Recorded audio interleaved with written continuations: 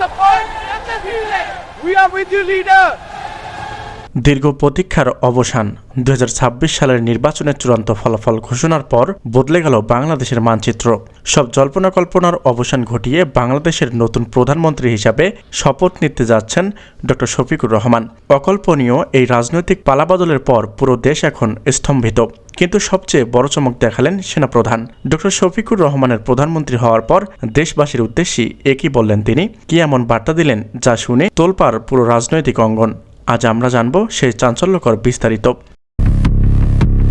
দর্শক, সকাল থেকেই সারা দেশ ছিল টানটান উত্তেজনা। 12 ফেব্রুয়ারি সেই ঐতিহাসিক ভোটের পর আজ এলো চূড়ান্ত ঘোষণা। জামায়াত ইসলাম এবং তাদের জোটের বিশাল বিজয়ে রাজপথে এখন দাঁড়িয়ে আছে হাজারো মানুষ। ডক্টর শফিকুর রহমান, যিনি ইনসাফ কায়েমের প্রতিশ্রুতি দিয়েছিলেন, আজ তিনি রাষ্ট্রের সর্বোচ্চ আসনে। রাজনৈতিক বিশ্লেষকরা বলছেন এটি শুধু বাংলাদেশের ইতিহাসে একটি নীরব বিপ্লব। তারেক রহমান ও বিএনপির শক্তিশালী অবস্থানের মাঝেও জামায়াতের এই বিজয় কি তবে নতুন কোনো সমীকরণের ফল? সবচেয়ে গুরুত্বপূর্ণ মুহূর্তটি এলো যখন সেনাপ্রধান টেলিভিশনের পর্দায় হাজির হলেন। নতুন প্রধানমন্ত্রী ডক্টর শফিকুর রহমানের অভিনন্দন জানানোর পাশাপাশি তিনি দেশবাসীর উদ্দেশ্যে এক কড়া হুঁশিয়ারি বার্তা দিলেন।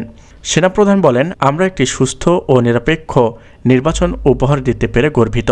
জনগণের ম্যান্ডেট স্পষ্ট এবং সেনাবাহিনী এই রায়কে পূর্ণ সমর্থন জানায়। তিনি আরও সতর্ক করে বলেন, ক্ষমতা হস্তান্তরের এই সময়ে কেউ বিশৃঙ্খলা সৃষ্টি করার চেষ্টা করলে কঠোর ব্যবস্থা নেওয়া হবে।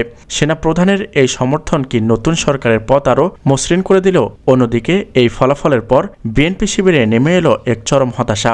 পরবর্তী পদক্ষেপ কি হবে? জাইমা রহমানের করা বক্তব্যের পর বিএনপি কি আন্দোলনের ডাক দেবে? যদিও সেনাপ্রধানের ভাষণে স্পষ্ট বলা হয়েছে, গণতান্ত্রিক পন্থায় বিরোধী দলের ভূমিকা পালনের জন্য সবার প্রতি আহ্বান জানানো হয়েছে। নয়াপল্টনে এখন নিস্তব্ধতা, কিন্তু সাধারণ মানুষের মনে প্রশ্ন, তারেক রহমান কি এই নতুন প্রধানমন্ত্রীর নেতৃত্ব মেনে নেবেন কিনা? ডক্টর শফিকুর রহমানের প্রধানমন্ত্রিত্ব হওয়ার খবরটি আন্তর্জাতিক মিডিয়াগুলোতেও প্রধান সংবাদ হিসেবে প্রচার হচ্ছে। ডক্টর ইউনূসের অন্তর্বর্তী সরকারের বিদায় এবং এটি নির্বাচিত সরকারের হাতে ক্ষমতা হস্তান্তরকে বিশ্বের প্রভাবশালী দেশগুলোর ইতিবাচক হিসাবে দেখছে। সেনাপ্রধান তার বক্তব্যের জাতীয় নিরাপত্তার স্বার্থে সব পক্ষকে শান্ত করার অনুরোধ জানিয়েছে। ডক্টর শফিকুর রহমান ভীষণ 2026 কি পারবে বেকারত্ব আর দুর্নীতিমুক্ত বাংলাদেশ গড়াতে? তো দর্শক, বাংলাদেশের ইতিহাসে এক নতুন সূর্য উদিত হলো। ডক্টর শফিকুর রহমান প্রধানমন্ত্রীর চেয়ারে বসে প্রথম কি পদক্ষেপ নেবেন? আর সেনাপ্রধানের এই ঐতিহাসিক ভাষণ কি দেশ জুড়ে শান্তি ফেরাবে? প্রতি মুহূর্তের সরাসরি আপডেট পেতে এখনই আমাদের চ্যানেলটি সাবস্ক্রাইব করুন এবং বেল আইকনটি অন করে রাখুন। আপনার কি মনে হয় সেনাপ্রধানের এই ঘোষণা কি সঠিক ছিল? কমেন্টে আপনার মতামত জানান। আল্লাহ হাফেজ।